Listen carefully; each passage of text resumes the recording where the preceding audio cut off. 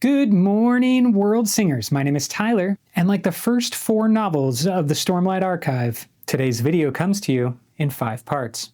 Part 1 picks up exactly where we left off last time with the question of why do anything? After all, there's plenty of reasons not to do things, as you might have noticed. Gestures broadly, off camera. So what I think we need to do to answer that question is actually reframe it, reposition it so that we can better understand the approach. And therefore, I ask you this. What makes us stop? But I don't think we can answer that question here from inside the piece of my studio. So instead, let's go for a little ride.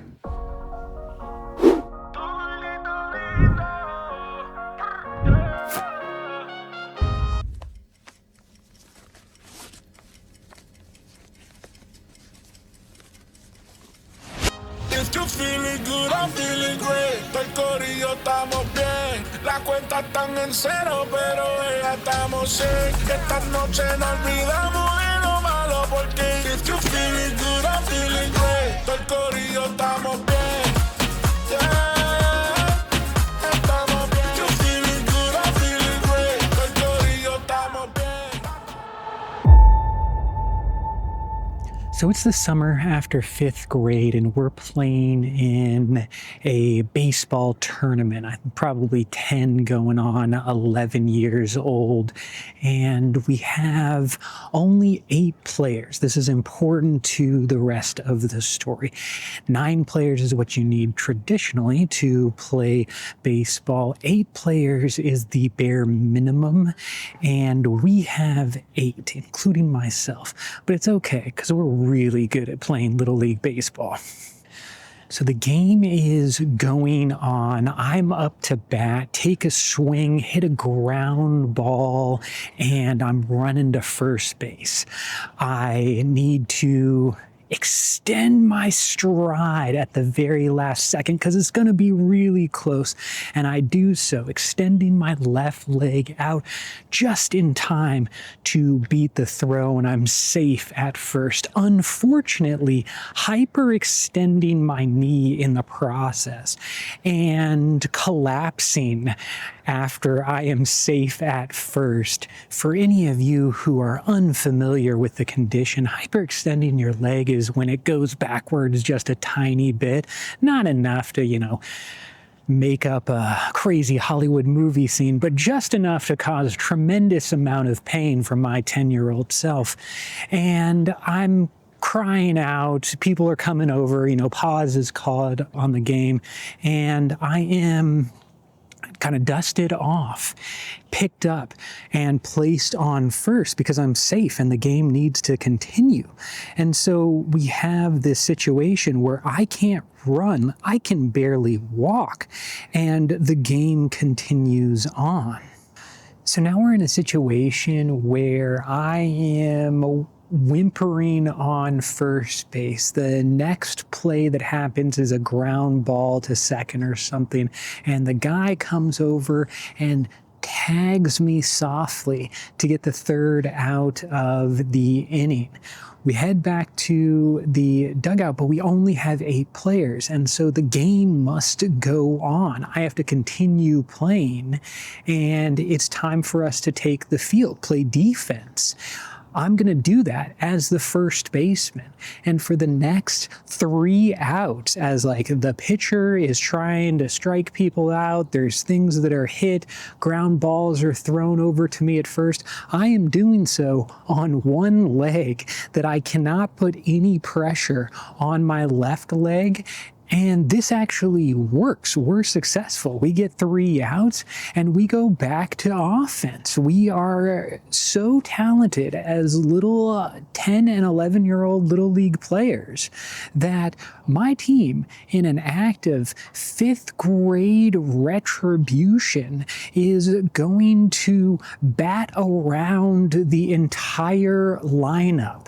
So even though I left off getting out the last inning, my turn at bat is quickly approaching, and I still am in a tremendous amount of pain.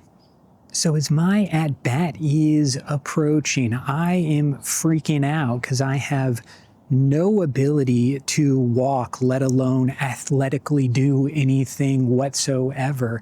And I'm sure that the parents are starting to talk at this point, hey, this kid can't play, we got to make a decision. And the decision is left to me. They come up and are like, hey, what do you want to do in this circumstance?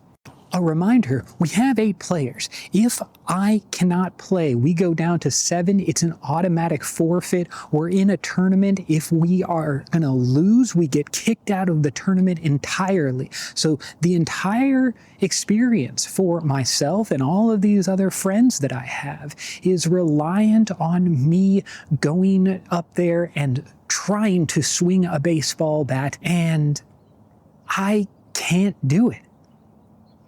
At this point, I'm crying little kid tears and I'm in so much pain, but I am mainly upset at the fact that this inability to act has caused so much frustration and anger and pain for my friends who are going to have to, stop doing the thing that they want to do, and we're not going to be able to complete the game at all.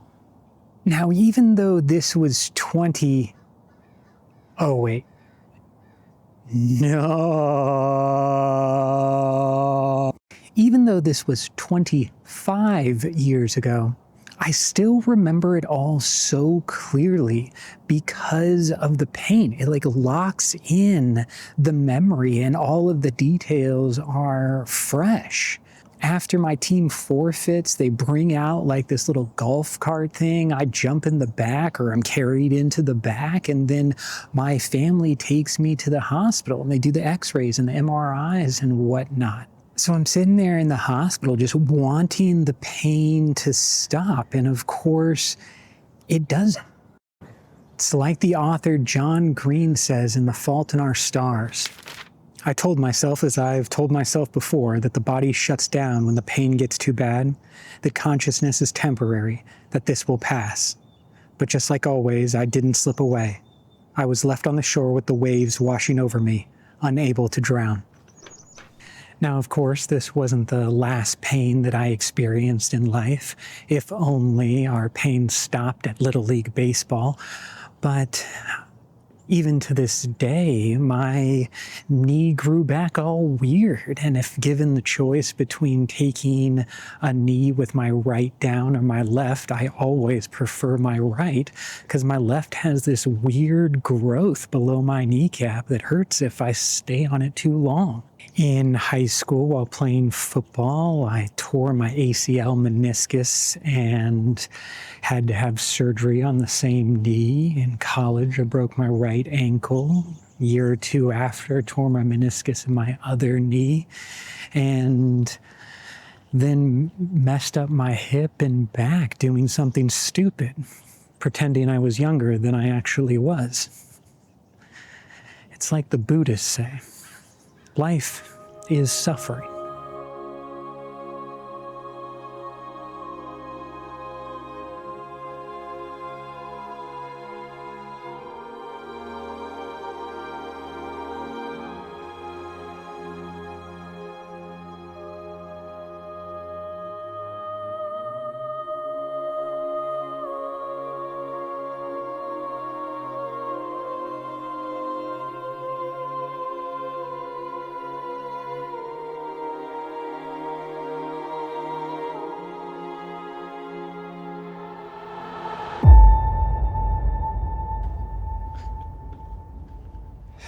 Let's see, where were we? Oh, yes.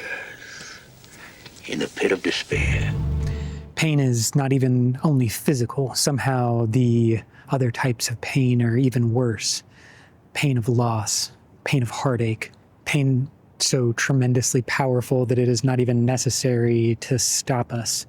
The fear of pain, the fear of what could happen is enough to immobilize us, to prevent us from acting even when we know we should. But like John Green said, that's the thing about pain. It demands to be felt. And I just want the pain to stop. That's why I think the fandom hates Moash so much. He is us. Or at least, he is me. Because if an all-powerful shard being came down and said they could remove my pain, that's a deal I'd have to consider.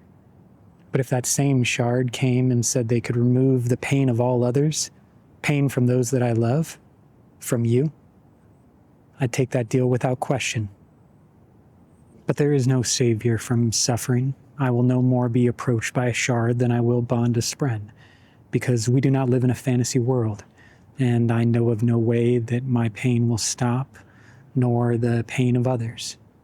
And it is that fear that paralyzes me, in a manner far more so than the hurt leg of a little boy. That is what drives me to despair. And I just want the pain to stop.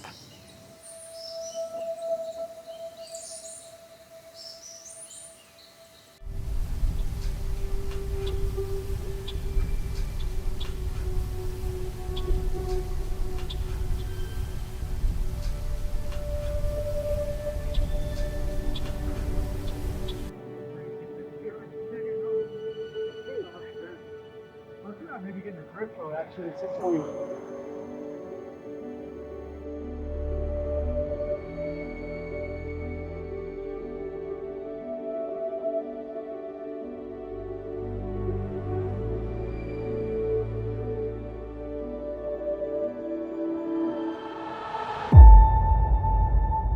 Now, some of you Cosmere aficionados might have a growing sense of what's coming.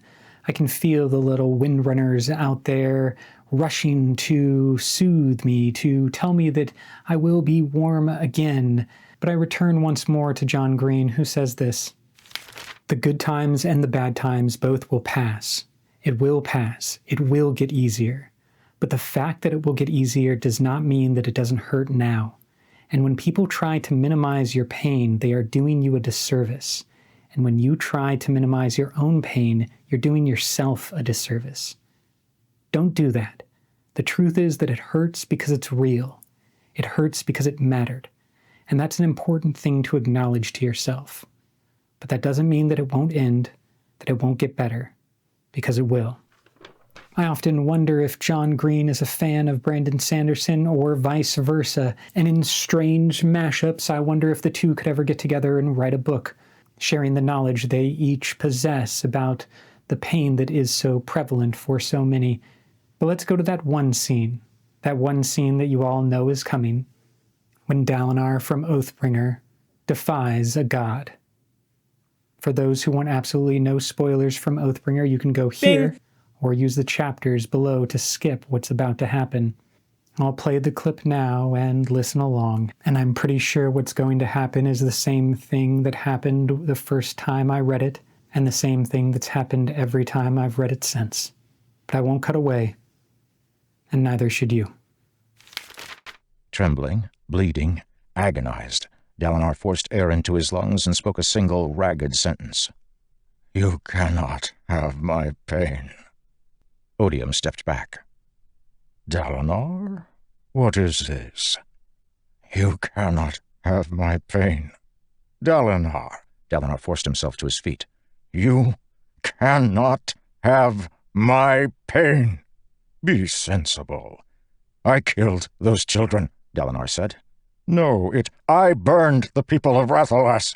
I was there, influencing you. You cannot have my pain!" Dalinar bellowed, stepping toward Odium. The god frowned. Were those glory sprens spinning around Dalinar? "I did kill the people of Rathalas," Dalinar shouted. "You might have been there, but I made the choice. I decided." He stilled. "I killed her. It hurts so much, but I did it. I accept that. You cannot have her. You cannot take her from me again." "Dalinar," Odium said, "what do you hope to gain keeping this burden?" "Journey before destination," Dalinar said. "It cannot be a journey if it doesn't have a beginning." A thunderclap sounded in his mind. Suddenly, awareness poured back into him. The Stormfather, distant, feeling frightened but also surprised. "Dalinar, I will take responsibility for what I have done," Dalinar whispered. "If I must fall, I will rise each time a better man.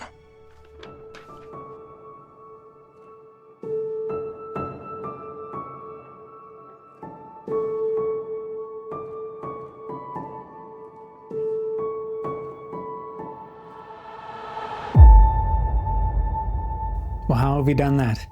Somehow we've returned to the beginning. The beginning is the end, and the end is the beginning. If pain makes us stop and we cannot escape the cycle of pain and suffering, then why do anything?